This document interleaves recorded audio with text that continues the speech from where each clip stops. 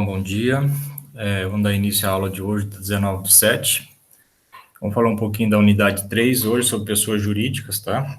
Eu vou tentar também passar um slide aqui, para a gente poder justamente ilustrar um pouquinho melhor essa aula. Vamos falar, essa parte das pessoas jurídicas, vamos tratar com vocês, é referente a disposições gerais, que se referem a os tipos de pessoas jurídicas existentes, tá? Quando a gente fala em pessoa jurídica, a primeira coisa que vem à mente é a questão da empresa pura e simplesmente. Só que pessoas jurídicas, ela se estende muito mais do que empresa pura e simplesmente. Quer dizer, existe outras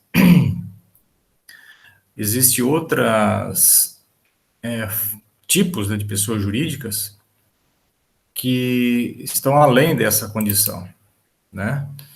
E a nossa conceituação que vamos fazer a respeito traz justamente essa ideia que é de amplitude, que é referente a essas pessoas jurídicas em si. Então, vamos ver se eu consigo abrir aqui.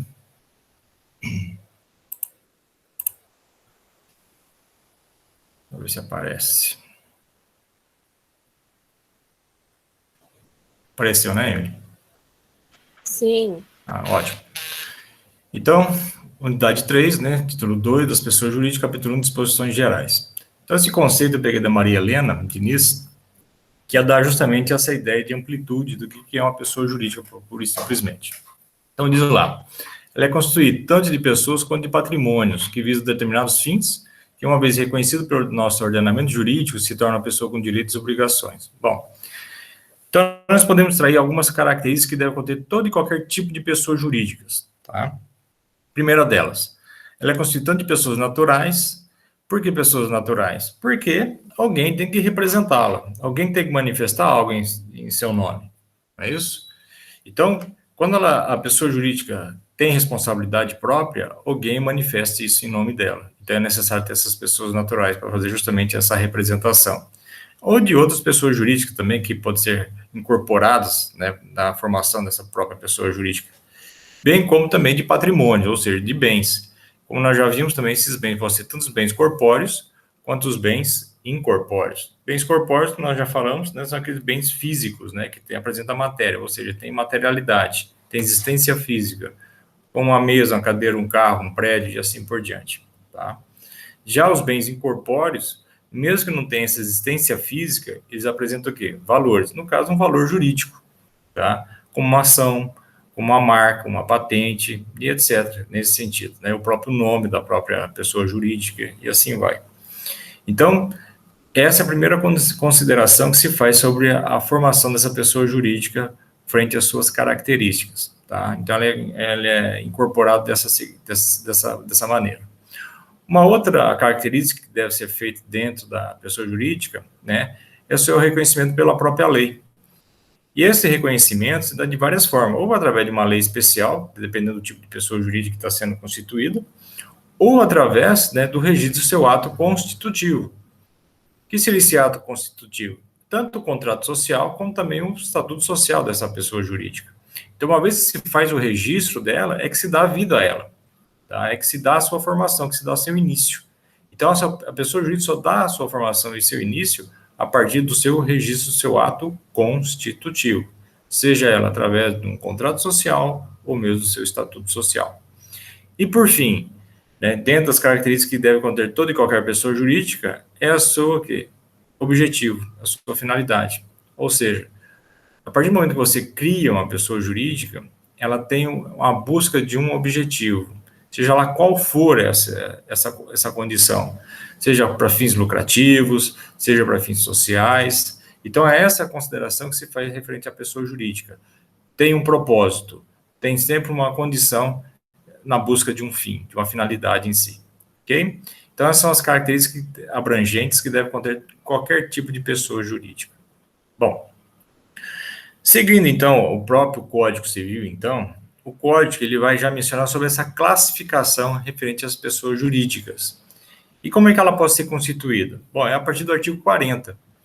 E lá, a partir do artigo 40, que vai até o artigo 69, é que se dá a questão dessa formação dessa pessoa jurídica em si e os tipos existentes referente a ela. Bom, Então, seguindo o próximo slide, ela determina o seguinte, né? Classificação das pessoas jurídicas. Então, segundo o artigo 40, como eu falei, mencionei agora há pouco, as pessoas jurídicas são de direito público, interno ou externo, e de direito privado. Então, aqui nós já encontramos algumas divisões referentes a essas pessoas jurídicas, seja de âmbito público ou de âmbito privado. Sendo que, no direito público ainda, existe uma outra divisão entre elas, seja ela interna ou externa. Por que interna ou externa?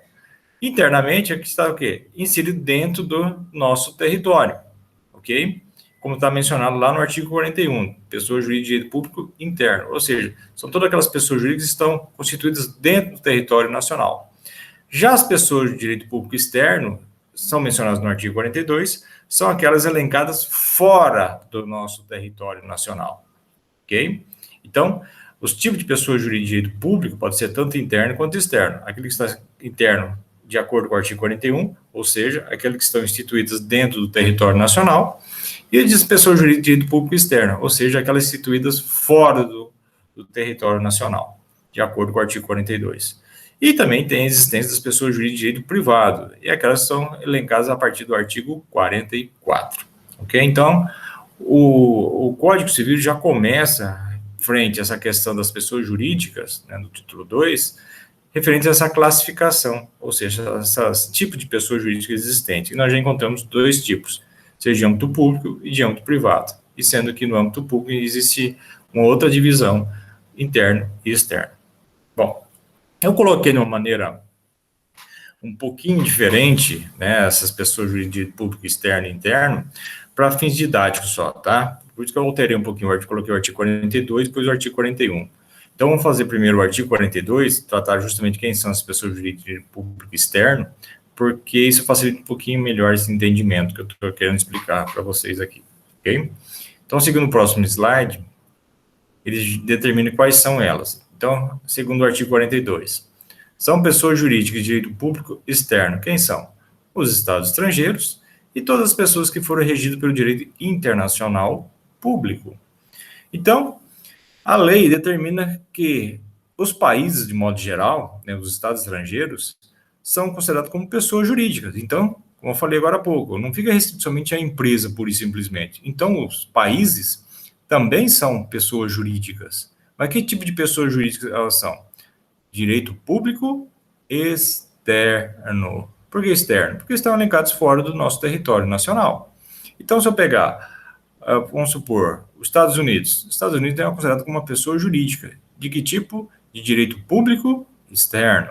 A Argentina é uma pessoa jurídica de direito público externo. A China, pessoa jurídica de direito público externo. Israel, pessoa jurídica de direito público externo. A Rússia, pessoa jurídica de direito público externo. Então, qualquer país, né, reconhecido pela comunidade internacional, ela é considerada como uma pessoa jurídica. De que tipo? De direito público externo. Tá? E lá determina ainda e todas as pessoas que foram regidas pelo direito internacional público. Nós já vimos isso também, né? Por exemplo, esses organismos internacionais, esses órgãos internacionais, a ONU, a OEA, coloquei como exemplo aqui, né? A OIT, o OMC e assim por diante. São todos considerados como em que tipo de pessoas jurídicas? De direito público externo. Então, tanto os países quanto esses órgãos internacionais, elas são consideradas como pessoas jurídicas de direito público externo, de acordo com o nosso artigo 42, ok?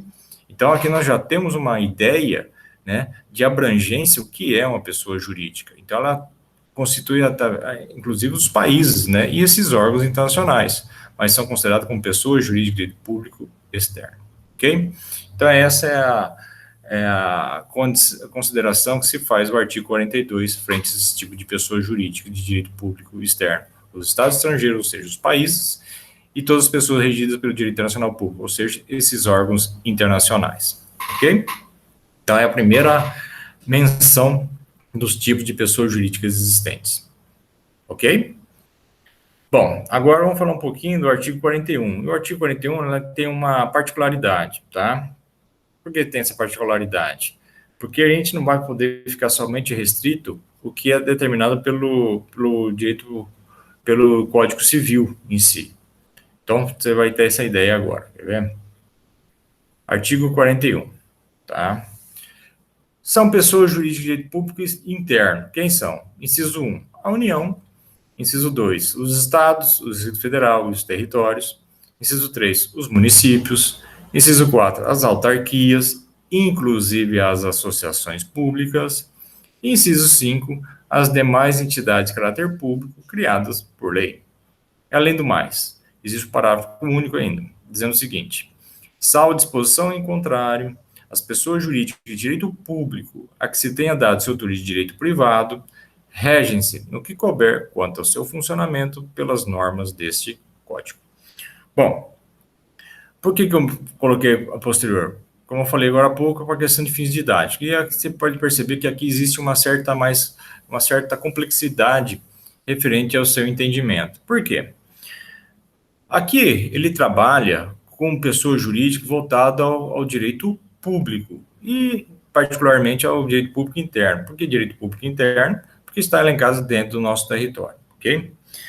Por que eu estou falando isso? Porque o Código Civil ele está atrelado à grande área do direito privado, ok? Nós já vimos isso também. Então, o direito civil, na verdade, ele pertence ao direito privado.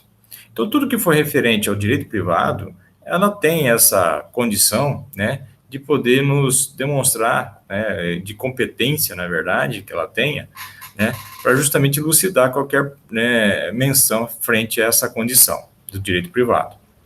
Agora, aqui nós estamos tratando de entidades pertencentes ao direito público, né, e essa competência não cabe ao direito civil, né, não pertence ao Código Civil, que é a lei que rege o direito civil, tá? E como eu falei agora há pouco, o direito civil ele é regido pelo direito privado. Então, tudo que for direito privado é de competência dele. Agora, o âmbito público, não. Para a gente poder entender um pouquinho esse mecanismo, tá? Nós temos que entrar no direito público. E quem determina esse esclarecimento, vamos dizer assim, tá? Cabe ao direito administrativo.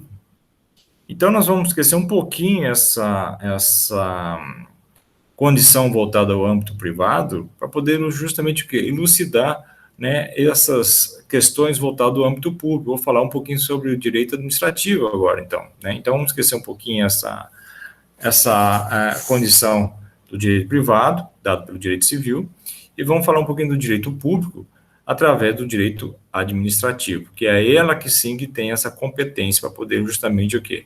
Demonstrar, né, as razões voltadas para justamente justificar esse entendimento que eu quero demonstrar agora frente a esse artigo aqui, tá? Então, vamos falar um pouquinho dentro do direito público, tá? E olha, e para isso, já vou adiantando também, se tem alguma pretensão, né, de prestar algum concurso público, essa parte da matéria também cai bastante em concurso público, tá? Então, nas avaliações, né, dos concursos por aí afora, esse é um assunto que também cai bastante dentro da matéria pública nesse sentido. Então, é bom para vocês terem esse entendimento, né, para fins futuros de algum concurso por aí afora que houver, ok? Então, nesse sentido, vamos dar início, então, para poder justamente elucidar, né, essa complexidade desse artigo agora. Então, ele mencionou lá, são pessoas jurídicas de público interno. Quem são? A União, Estados, Distrito Federal e Territórios, os municípios, as autarquias, inclusive as associações públicas e as demais entidades de caráter público criadas por lei. Bom, percebo que aqui, já no inciso 5º, ele não diz quais são essas demais entidades, não é isso? Por quê? Como eu falei agora há pouco, isso pertence ao ramo do direito público, não do direito privado ao qual ela tem essa competência. Então, a gente vai dividir agora, então, em dois grupos, tá? Aquele que pertence, como já foi colocado lá, à União, Estados, Municípios Federal e Territórios, está em vermelho, tá? E a outra ala, né, que envolve as autarquias e as associações públicas. E depois as demais entidades de caráter público criado por lei. Bom, então pensa o seguinte, para ser criado tanto a União, os Estados, Municípios Federal e Territórios, tá? Isso se deu através de uma lei máxima que nós temos através da nossa Constituição Federal, ok? Como eu falei né, em aulas anteriores, a Constituição é que rege todo e qualquer funcionamento, né, dessas entidades e órgãos pertencentes dentro do nosso território. Então, tudo se deve à criação de leis, competências, funções, né, e etc, etc. Então, tudo essa diversidade, né, que se faz para reger toda a administração do poder público dentro do nosso território, se dá através da nossa Constituição Federal. Agora, não basta somente criar, tá? Você tem que dar também o quê? Condições para que a própria entidade pública possa o quê? Possa também atingir seus objetivos. Como eu falei agora há pouco, essas entidades públicas, como a União, os estados, municípios, federal e territórios, ao serem criadas, tá? Elas são criadas como pessoas jurídicas.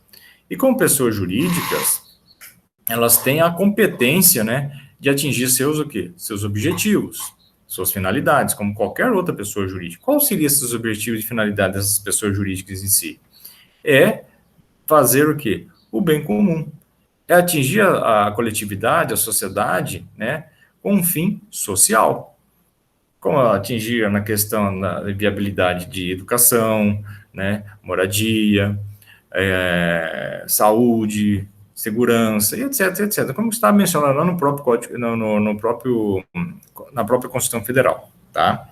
Então, eles têm justamente esses objetivos a serem atingidos. Só que para poder atingir esses objetivos é necessário o quê? Que tenham condições para isso, né? E quais são as condições que a própria Constituição Federal, né, oferece para que essas entidades, como a União, os estados, municípios, federal e territórios, possam justamente o quê? Atingir tais condições. Seriam poderes. Que tipo de poderes são esses? É o poder político, administrativo e financeiro. Então, é necessário, né, que essas entidades recebam, né, de forma direta, por isso que coloquei lá administração direta, então essas são entidades que pertencem à administração direta, que receberam do quê? Da nossa Constituição Federal, poderes. Quais são esses poderes? É o poder político, administrativo e financeiro, para poder justamente o quê? Atingir suas metas, atingir seus objetivos, que é o quê? Viabilizar um bem comum à sociedade como um todo. Tá? Agora, essas entidades, né, como União, Estados, Municípios, Federal e Territórios, eles por si sós não têm condições de agir por conta própria para viabilizar justamente o quê? Tais condições. É necessário, então, eles criarem órgãos menores, né, órgãos públicos, para justamente o quê? Para tentar justamente viabilizar tais objetivos. Então, eles vão criar novos órgãos, né, órgãos que tenham a sua competência também de viabilizar justamente tais objetivos e que possam justamente o quê? Né? Fazer, né, que atinja a sociedade como um todo.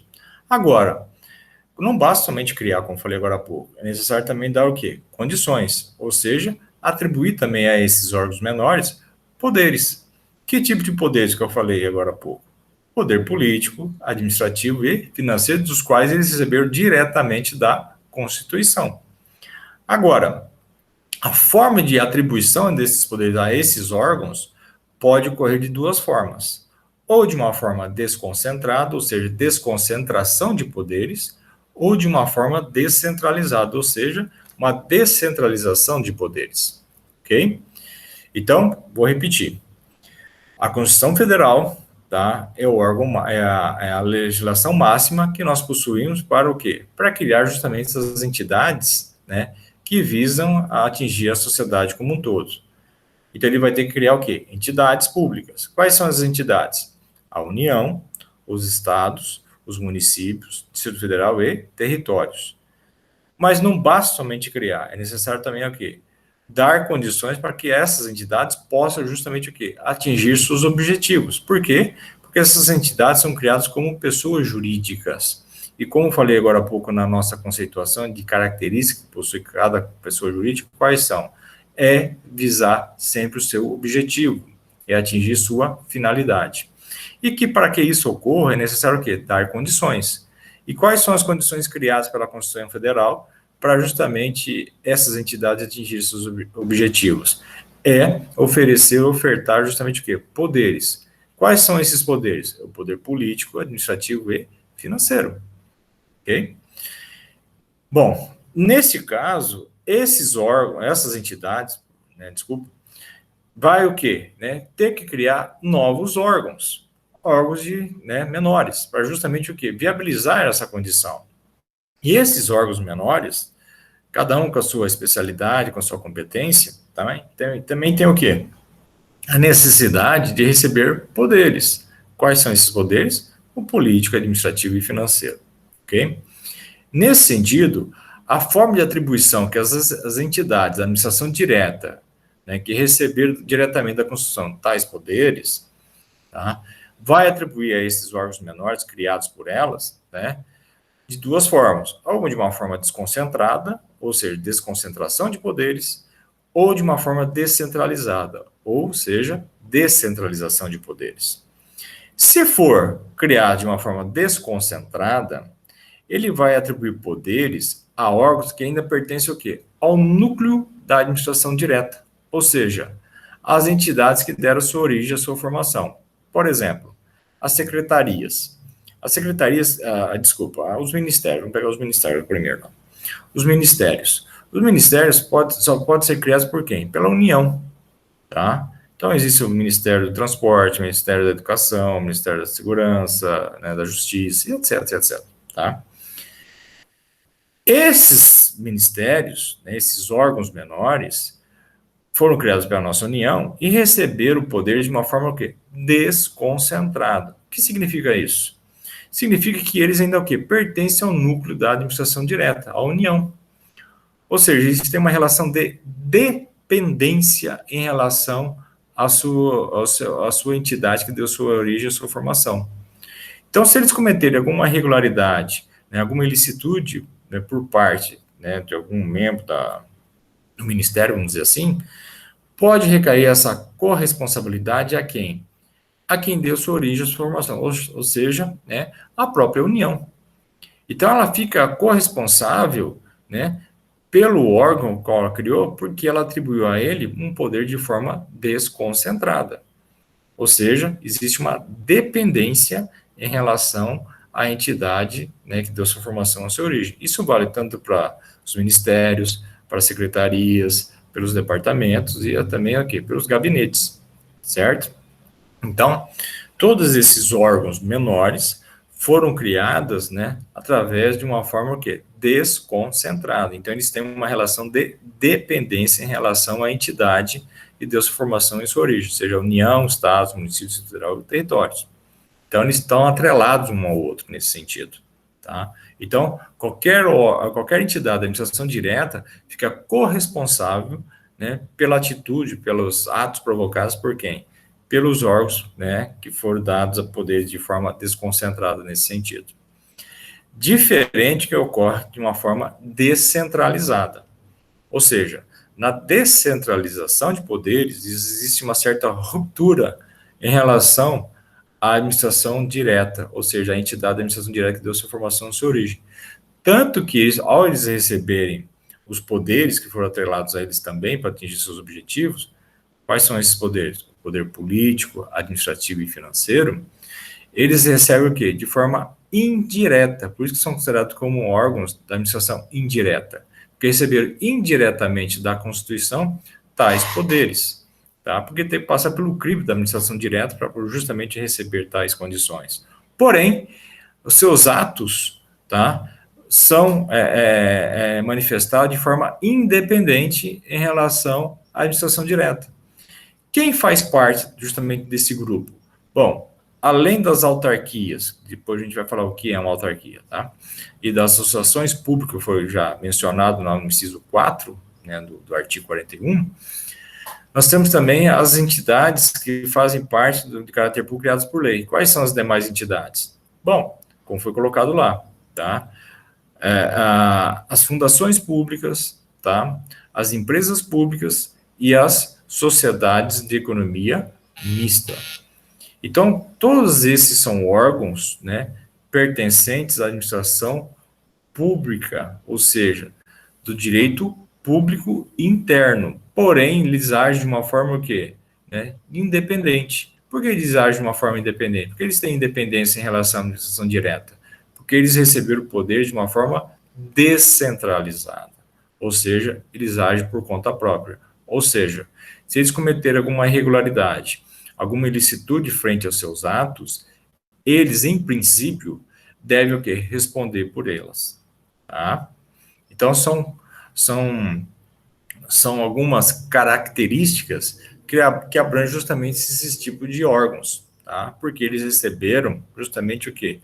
Esses poderes de uma forma descentralizada. Então, eles têm que agir por conta própria, por responsabilidade própria nesse sentido. Só para a gente poder fazer uma comparação, tá? Aí eu vou perguntar para você, vamos dizer assim, existe um pai, tá? Que tem 2 filhos. Um menor de idade, ou seja, ele é incapaz. E o outro é maior de idade, ele é capaz, é capacitado, certo? De acordo com vamos fazer essa analogia que nós já falamos da aula da unidade anterior, lá, tá? Se eu perguntasse para você, vamos dizer assim, o pai justamente é a administração direta, tá? É a União, os Estados, municípios, Distrito Federal e território. Se eu perguntar para você, quem é o filho incapaz e quem é o filho capaz? É aquele que recebeu o poder de forma desconcentrada ou aquele que recebeu de uma forma descentralizada? O que você poderia responder para mim nesse sentido, Emily? Se você entendeu.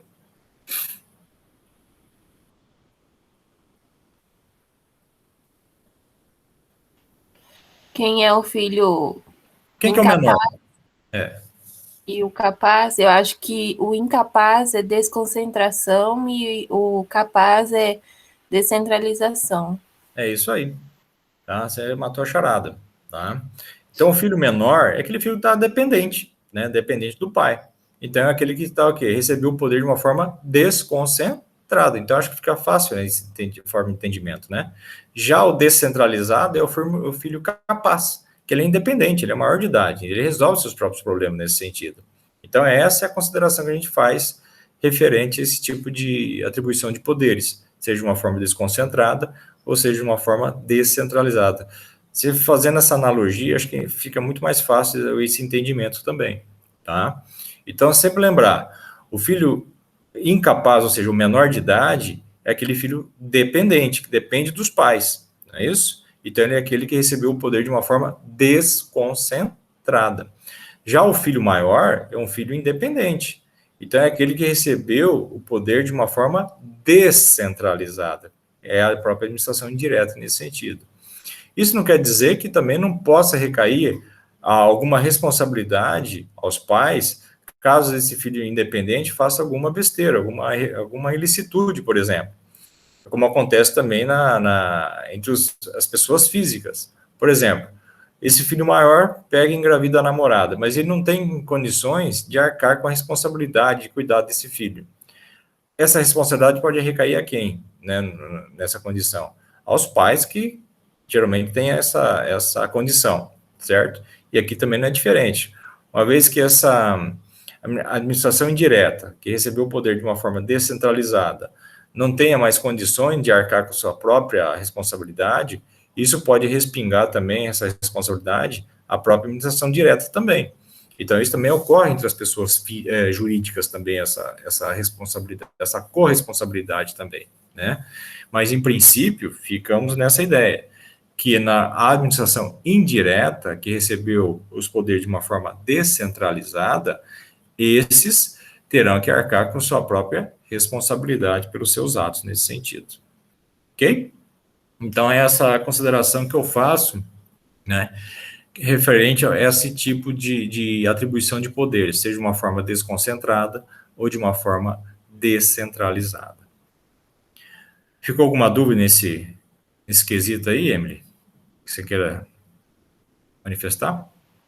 Não, professor, tudo certo. Ficou tranquilo? Sim. Ah, que bom.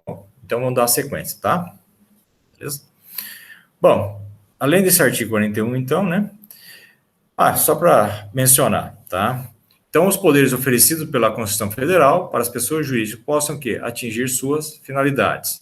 Quais são esses poderes? É o poder político, administrativo e financeiro, tá? Então, o que eu acabei de citar agora há pouco. Então, o que é uma desconcentração de poderes?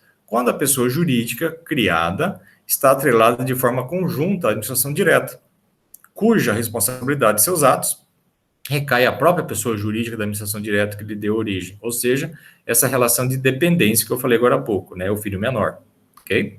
Já na descentralização de poderes, quando a pessoa jurídica criada é responsável pelos seus próprios atos, podendo recair posteriormente, caso necessário, a pessoa jurídica da administração direta que lhe deu origem.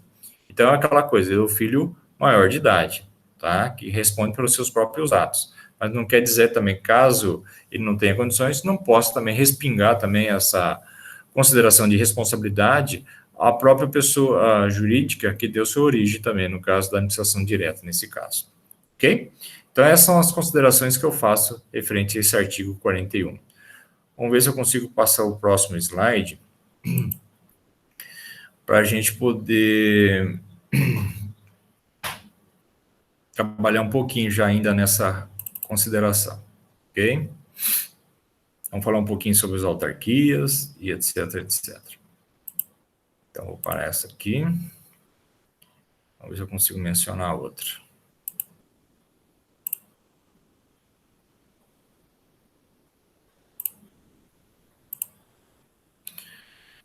Vamos ver se aparece. Está rodando.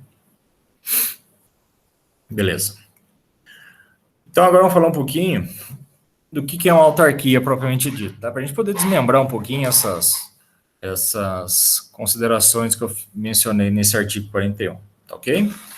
Então, de acordo com o Decreto-Lei 200 de 1967, ela define o que é uma autarquia, tá? Então, diz o seguinte, é um serviço autônomo, criado por lei, com personalidade jurídica, patrimônio e receitas próprios, né? Para executar o quê? Atividades típicas de administração pública, que requer para o seu melhor funcionamento, gestão administrativa e financeira, como falei agora há pouco, descentralizada, tá? Então, ela tem justamente essa independência em relação, né, à entidade da administração direta que deu sua formação, sua origem. Então, ele possui personalidade jurídica de direito público, com autonomia administrativa, então ele tem essa autonomia de forma administrativa, né, e financeira, tá? Eu só não coloquei política, porque a questão política está muito atrelada também à sua entidade que dá a sua formação, tá? Por isso que eu não coloquei a política, mas a administrativa e financeira tem que ser destacado da entidade pública, que deu sua formação e origem, com natureza jurídica e patrimônios próprios, cuja finalidade é de auxiliar o poder público em suas funções administrativas. Aí coloquei lá como exemplos, né? O INSS, o Banco Central, o SAMAI, etc. Então, veja bem, aqui em Tangará da Serra, coloquei, né, uma autarquia municipal, inclusive, que é o SAMAI. Você sabe o significado de SAMAI ou não? O termo SAMAI, o que significa?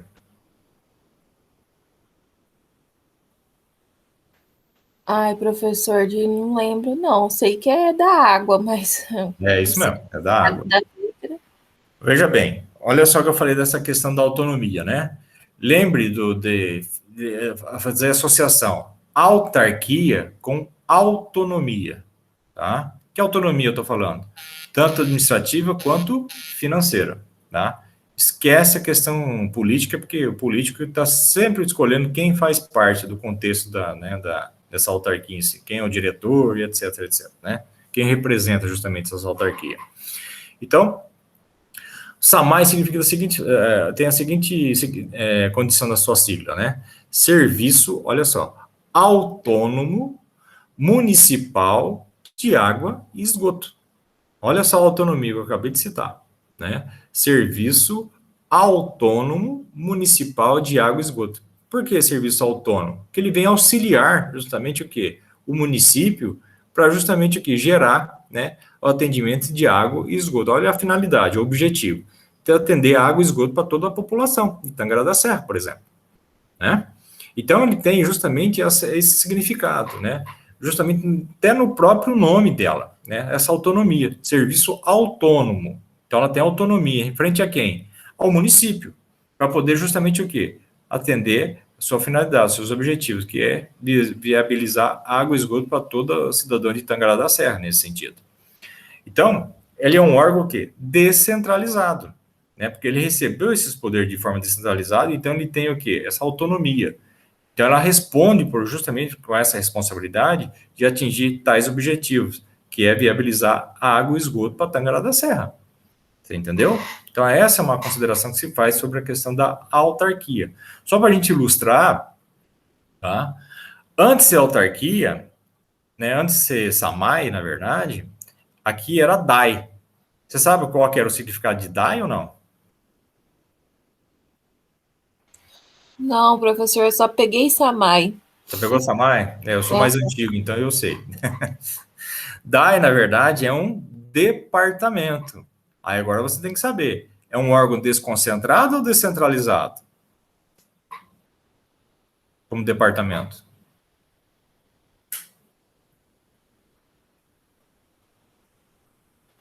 Descentralizado? Olha lá, é um órgão desconcentrado, tá? Departamento é um órgão, como também lá secretarias e etc, tá? É um órgão desconcentrado, ou seja, tem uma relação de dependência em relação ao município, como DAI, tá? O que o município fez? Por que ele fez a transformação de DAI para SAMAI? Bom, ele percebeu que o município estava crescendo, né? Então, os problemas iam aumentando também. Então, nessa consideração, o que ele fez? Bom, é necessário, então, criar um órgão independente. Criar um órgão que vai responder justamente só para esse caso específico de atender água e esgoto para toda a cidade de Tangará da Serra, toda a região de Tangará da Serra em si, tá? Então, ele fez a transformação de DAI para SAMAI. Ou seja, ele deu essa independência. Ele praticamente emancipou, né, o órgão em si, né, quando a gente fazer essa comparação em si, né? Então ele deu essa independência, essa autonomia que era necessário para que o órgão pudesse desenvolver esses objetivos, porque não ficaria só em encargo da prefeitura como DAI, tá? Porque a responsabilidade era maior nesse sentido. Então, como o SAMAI, ele cria justamente essa independência, né, de dar essa descentralização de poderes a esse órgão, para poder justamente o quê? Viabilizar melhor as suas considerações referente ao atendimento de água e esgoto para todo e qualquer cidadão de Tangará da Serra, nesse sentido. Tá? Então, ele viabilizou essa condição para dar melhor desenvolvimento, né, para essa, não ficar só no encargo, né, do município em si. Não, existe um órgão específico, o SAMAI, Serviço Autônomo Municipal de Água e Esgoto, para que possa justamente o quê? Atingir tais objetivos, tais finalidades. Então, isso veio trazer justamente o quê? Essa maior viabilização, né, de atingir esses objetivos em si, tá certo? Então, essa foi a consideração que foi feita. Então, é uma questão, lógico, de ordem política, né, que foi através de uma lei especial também, mas que está funcionando até hoje, né? Então, ele saiu dessa consideração, né, como um órgão desconcentrado, como um departamento, o DAI, antigamente, e hoje é um órgão descentralizado, que é o órgão autônomo, que é o SAMAI, tá? Então, essa foi uma das considerações que foram, né, foram viabilizadas para atingir tais objetivos nesse sentido, tá? E como vale também para o INSS, também é uma autarquia, só que de ordem federal, o Banco Central também é uma autarquia de ordem federal, e assim vai, né? O SAMAI é uma autarquia de ordem municipal, né? Só tem aqui, né? Foi criado pelo município de Tangará, que pode ser criado em outros municípios também, e assim vai, tá? Então, cada qual vai analisar os seus objetivos e suas condições para justamente atingir tais finalidades em si, tá certo? Então, o SAMAI é um órgão, né, como pessoa jurídica de público interno nesse sentido, ok? Então, um exemplo que estou colocando só para a gente poder ilustrar essa condição. Seguindo, então, a nossa aula, vamos falar um pouquinho sobre associações públicas, né? O que é uma associação pública de acordo com, né, com as definições que eu já coloquei aqui? Então, a associação pública, também chamada de consórcio público de direito público, tem previsão na Lei 11.107 de 2005. Ela integra a administração indireta ao lado das autarquias, fundações públicas e empresas estatais, empresas públicas e sociedade de economia mista. Sua personalidade jurídica é de direito público, no caso, direito público interno, tá? O que é uma associação pública? A associação pública, então, existe para viabilizar a realização de objetivos que consagrem interesses comuns, os quais serão definidos pelos entes da federação que se consorciarem, sempre observados aqui os limites constitucionais, quer dizer, a própria Constituição também impõe, né, essas limitações frente a essas realizações desses objetivos, ok? O consórcio é uma espécie de contrato administrativo que, segundo a maior parte da doutrina, forma uma pessoa jurídica. Um exemplo, consórcio intermunicipal de saúde dos municípios. Então, essas associações públicas têm como objetivo atingir também um bem comum, né, um bem da coletividade, só que ela é formado pelas entidades da administração direta. Como assim? Então, vamos supor, como coloquei como exemplo, consórcio intermunicipal de saúde dos municípios. Aqui na região já teve uma situação dessa, que foi criado justamente com vários municípios aqui da própria região de Tangará da Serra, como Tangará, Barra do Bugres, Arenápolis, Nortelândia, não sei se, acho que também incluía também Campo Novo, Sapezal, quer dizer, foi formado um consórcio entre esses municípios todos para viabilizar justamente o quê? Uma situação voltada à saúde dessa região como um todo, tá? Então, isso era encabeçado por Tangará da Serra, tá? Esse consórcio intermunicipal, e para tentar justamente o quê? Viabilizar uma melhor condição de saúde para todos os municípios. O que acontece é o seguinte, por exemplo, essa vinda do SAMAI para cá se deu através dessa associação que foi criada entre esses municípios todos. Então, né, a questão da regionalidade de Itangará, né, viabilizou para que outros municípios também pudessem ter essa condição de né, cada um ter o seu, né, sua van de SAMU por aí afora. O problema é que cada município também tem que ter o quê? A sua devida contribuição, né, para justamente manutenção, pagamento dos médicos, né, das ambulâncias, dos medicamentos, etc, deslocamento, né, também tem os gastos de deslocamento, aquela questão toda. Só que passou um tempo que somente Tangará da Serra começou a manter tudo isso, né, e os outros municípios deixaram de fazer a sua cota parte, né, que foi combinado com elas. E nesse caso, então, né, Tangará praticamente ficou sozinha para manter tudo esse amparato, né, para justamente manter esse tipo de atendimento à região como um todo.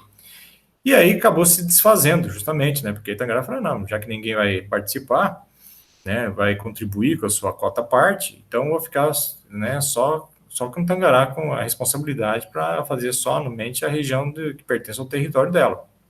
E cada município depois que arca com seus, né, com suas obrigações aí.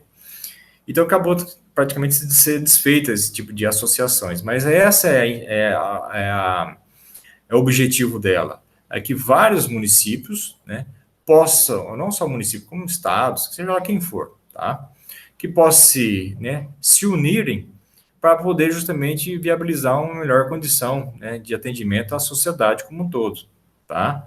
Então, quando se faz associações públicas, é também conhecido como um consórcio público, né, pertencendo justamente de quê? Às entidades da administração direta em si, para viabilizar justamente o atendimento à sociedade como um todo, tá? Então, um exemplo que coloquei para justamente ilustrar esse tipo de pessoa jurídica é justamente esse consórcio intermunicipal de saúde dos municípios. É uma delas, tá? Pode existir outras também, mas eu coloquei aqui só para poder a gente ter esse entendimento do que é uma associação pública, ok?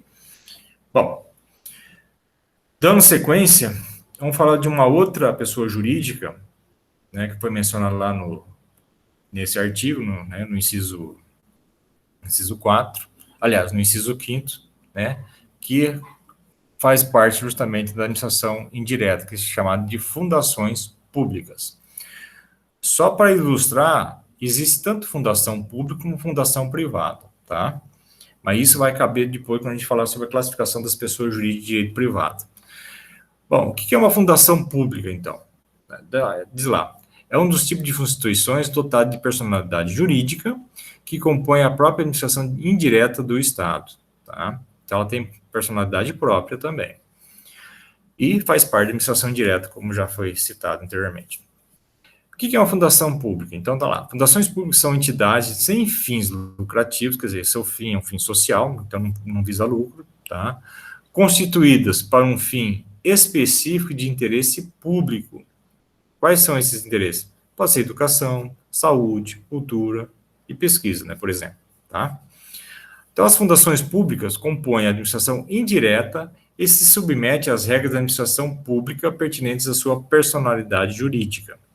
Então, as fundações públicas são denominadas pela doutrina brasileira especializadas como fundações governamentais. Então, as fundações públicas possuem autonomia, né, administrativa, patrimonial, financeira e orçamentária, contraindo direitos e obrigações em nome próprio. Então, ela tem responsabilidade própria também, tá? Então, um exemplo que a gente coloca lá, né, tá lá, FUNAI, FUNASA e FUNEMAT, né? A FUNEMAT. Você, né, Emily, conhece a Unemat, onde você estuda, mas sabia que o nome dela correto é FUNEMAT? Não sei se você sabia ou não.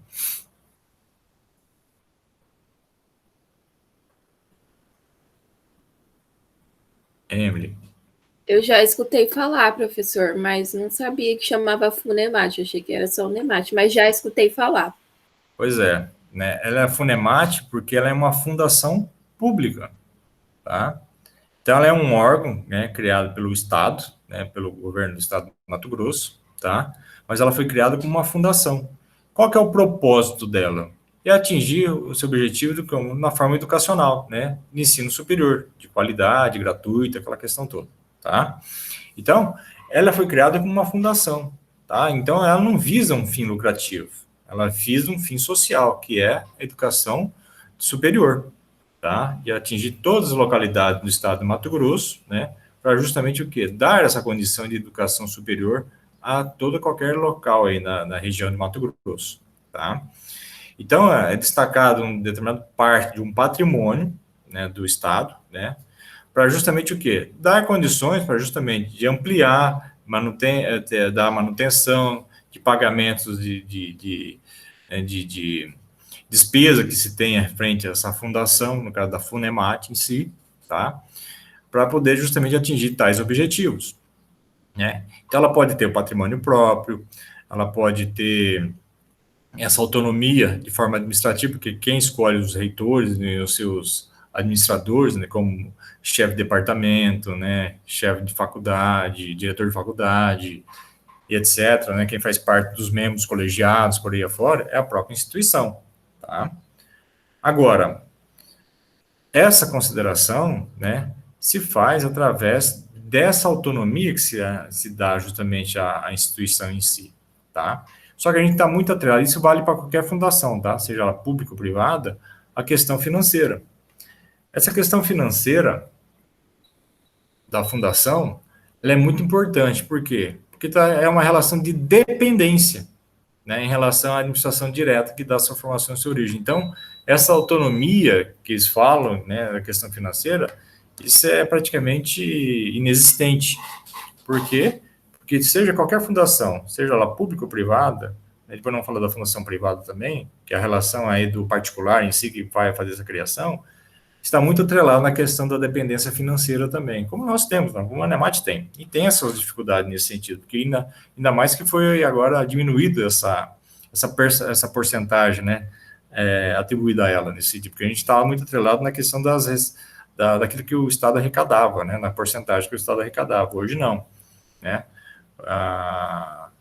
o próprio Estado entrou com pedido judicial, né, e o STF acabou concedendo justamente dando inconstitucionalidade, né, essa questão de pagamento, né, de receita ao Estado, à fundação, no caso da Unemat, atrelada à questão dessas receitas, né, que vinha do Estado em si. Então, o percentual caiu muito nesse sentido e vem caindo cada vez mais. Então, vai tendo mais dificuldade nesse sentido, né? Mas, como falei, a gente tem essa dependência financeira, né, atrelada ao Estado. Não quer dizer que a fundação, né, no caso da Unemat, não possa fazer convênios com outros órgãos, né, com particulares, se for o caso também, né, parcerias, etc, etc. Porém, a quantidade maior de receita que se vem à fundação é justamente daquele do seu instituidor, no caso, o Estado do Mato Grosso, nesse sentido, tá? Então, exemplo que eu coloquei, né, a Fundemat, né, a Fundação Universidade do Estado de Mato Grosso. Ela é uma das fundações públicas existentes aqui. Ok?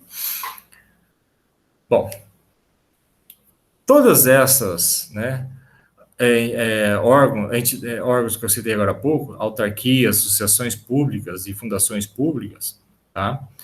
Elas possuem personalidade jurídica de direito público, ok? Então, todas elas têm essa personalidade jurídica de direito público, porque são instituições públicas nesse sentido, tá? E tem um fim social, né? O objetivo delas é sempre o quê? Auxiliar a própria sociedade, auxiliar o Estado, no caso, né, a administração pública como um todo, tá? Para atingir, né, o bem comum da sociedade, né, da coletividade em si. Já as demais aqui, vai mudar um pouquinho a configuração agora, tá?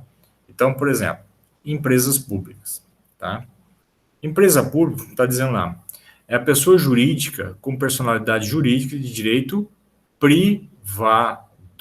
Olha só, eu falei que as autarquias, associações públicas e fundações públicas, tá? Elas possuem personalidade jurídica de direito público. Já a empresa pública e sociedade de economia mista, que é o próximo item aqui, elas possuem personalidade jurídica de direito privado, tá? Nesse caso, elas vão atender, só para poder ilustrar, tá? Só para poder ilustrar, aquilo que foi mencionado lá deixa eu voltar aqui. Lá no artigo 41, no parágrafo único, tá? Só um pouquinho, deixa eu só partilhar de novo aqui.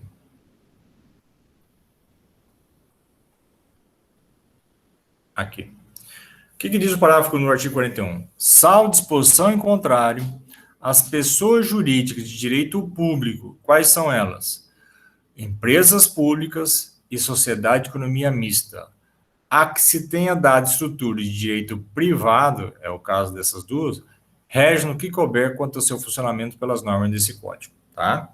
Então, tanto a empresa pública quanto a sociedade de economia mista atende justamente o objetivo desse parágrafo único, que foi dado a elas o quê? Estrutura de direito privado. Como assim? Perceba que, tá? Perceba que as empresas públicas, ela possui essa personalidade jurídica de privado, por quê? Porque ela visa um bem específico, qual é? Um lucro, tá? Tanto a empresa pública como a sociedade de economia mista, elas visam lucro. Nesse sentido, a sua personalidade jurídica modifica.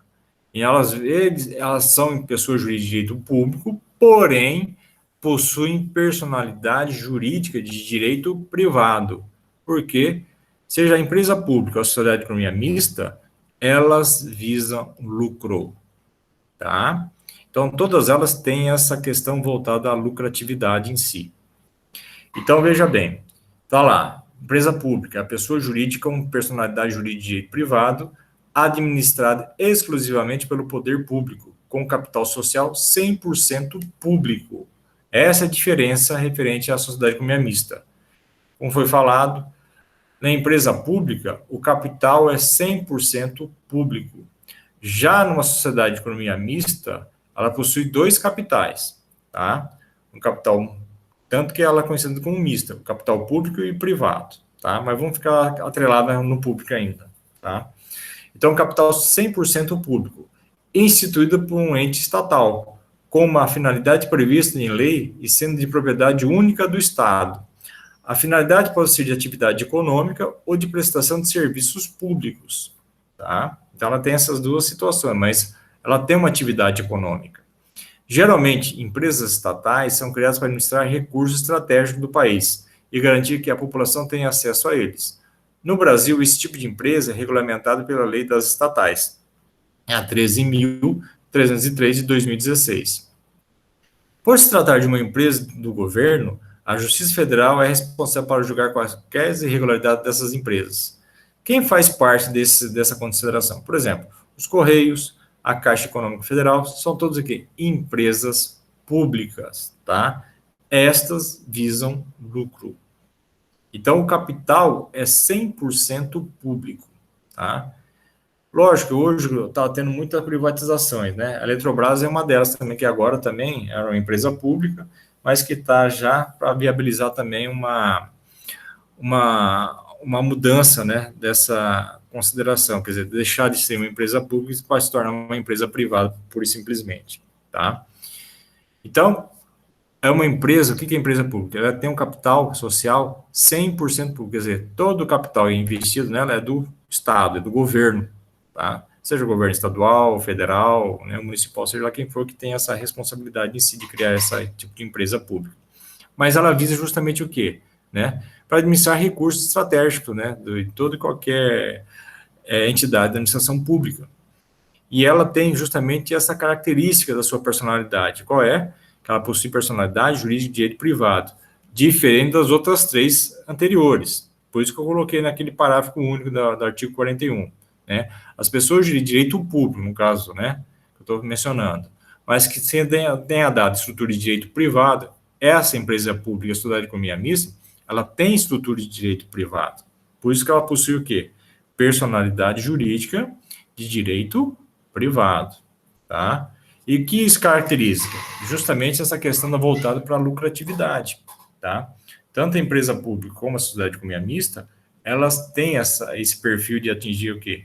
Tais objetivos de lucro, tá?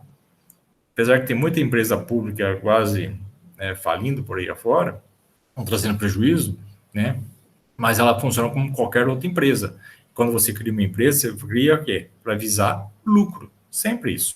Né? E aqui também não é diferente. Ok? Então, empresas públicas, ela tem essa particularidade da sua personalidade, tá? De atingir, de viabilizar justamente esse caráter privado que se tem dentro da estrutura pública dela. Ok? Fiz entender, Emily, essa consideração? Sim, professor. Ótimo. E só para dar sequência, tá? Sociedade de economia mista, tá? Diferente da anterior, que era 100% público, aqui o capital social, como foi colocado, é misto, tá? Tem capital público e capital privado. Então tá lá. A sociedade de economia mista, por sua vez, são empresas estatais em que o Estado não é o único proprietário. Essas empresas são abertas para acionistas privados e suas ações são comercializadas na Bolsa de Valores. Os acionistas possuem direito de voto nas decisões da empresa e têm participação nos lucros, por isso é conhecido como capital social misto. Como falei, tem capital público e capital privado, tá? Mas a sociedade de economia mista ainda são estatais, o que significa que o governo é proprietário da empresa. Como isso ocorre? Apesar das ações serem comercializadas na bolsa e acionistas participarem das decisões e dos lucros, a parte majoritária das ações é de posse do governo e a minoria das ações pertence ao capital aberto. Exemplo, Petrobras e o Banco do Brasil. Então, entende aqui, né, como eu falei na empresa pública, elas também visam lucro, tá? Só que na empresa pública, o capital social é inteiramente público, quer dizer, é inteiramente do Estado. Já na sociedade de economia mista, aqui não, aqui tem dois tipos de capitais, um público e um privado, sendo que a maioria das ações pertence ao poder público.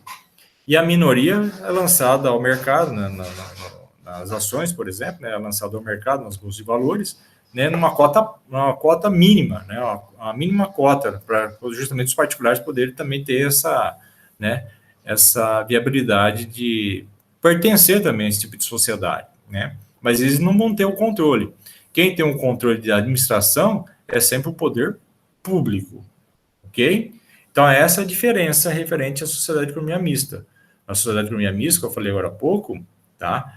Lá só tem um único capital voltado pelo poder público. Aqui não, aqui tem dois tipos de capitais, um público e um privado, sendo que a maioria das ações, né, que detêm o poder acionário e administrativo desse tipo de sociedade é o próprio poder público. Porém, a personalidade jurídica dela também é de caráter privado, tá? Porque ela visa justamente o quê? Essa lucratividade.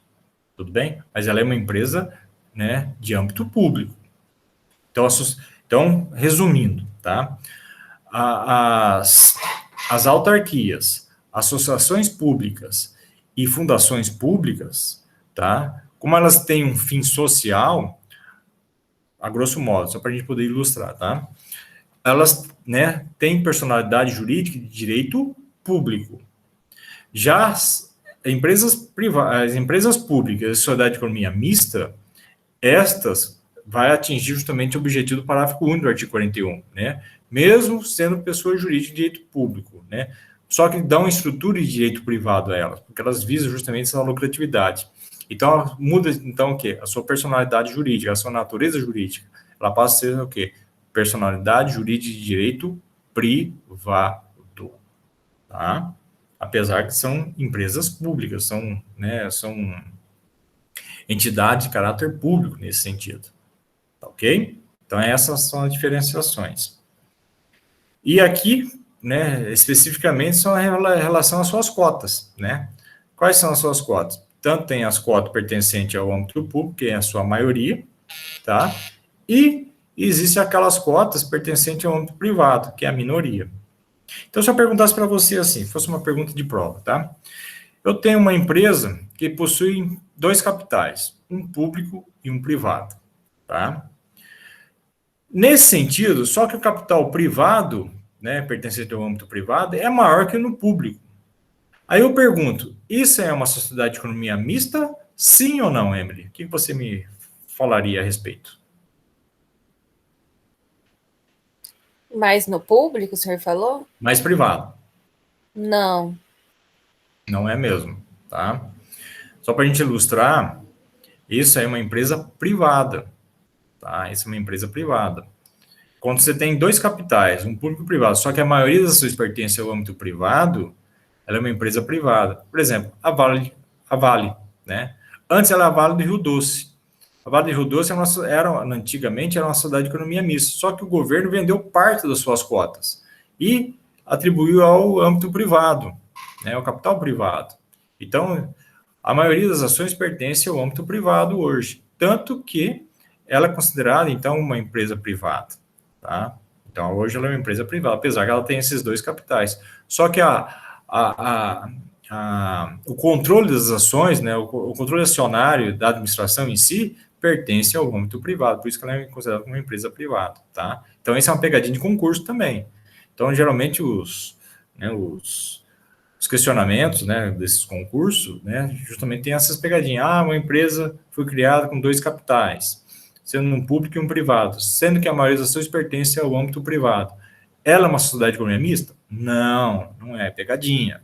Ela é uma empresa privada, ok? É uma empresa privada. Só tem sociedade de economia mista quando tem 2 capitais, um público e um privado, sendo que a maioria das ações pertence ao âmbito público. Aí sim é uma sociedade de economia mista. Caso contrário, não. Ok? E, finalizando, o artigo 44, né, para a gente poder terminar essa classificação, diz lá, são pessoas jurídicas de direito privado. Quem? As associações, inciso 1, né? As sociedades, as fundações. Ah, professor, mas tem associações e fundações novamente? Sim.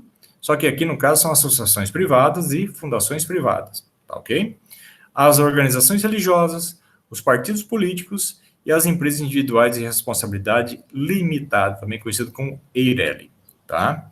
Então, aqui também são as demais pessoas jurídicas de direito privado, né? Finalizando justamente essa classificação que eu falei para vocês que começaram lá no artigo 40. Você viu que eu pulei o artigo 43, né? Que não diz respeito à questão dessa classificação, tá bom? Então, são pessoas jurídicas de direito privado, associações, sociedades, fundações, as organizações religiosas, os partidos políticos e empresas individuais de responsabilidade limitada. Bom, com isso, então, a gente finaliza justamente essa parte dessa classificação. Tá bom, Emily?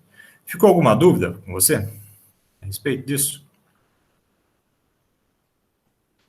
Não, professor, por enquanto não. Então, tá bom. Então, eu agradeço a sua participação por hoje, tá bom? Eu vou parar a nossa apresentação aqui.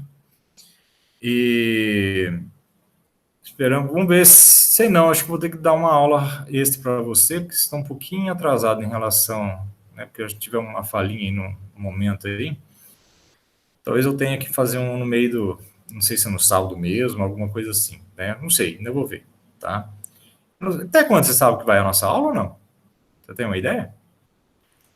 Professor, é até dia 2 do mês que vem. Ah, 2? Ah, não, então tá tranquilo. Tá, então dá pra gente. Ah, peraí, hoje é 19, né? Tá Essa, ok. essa semana vai até. Deixa eu ver. Até 23. É, se o senhor quiser fazer uma aula extra, eu teria que ser só na parte da manhã, tá, professor?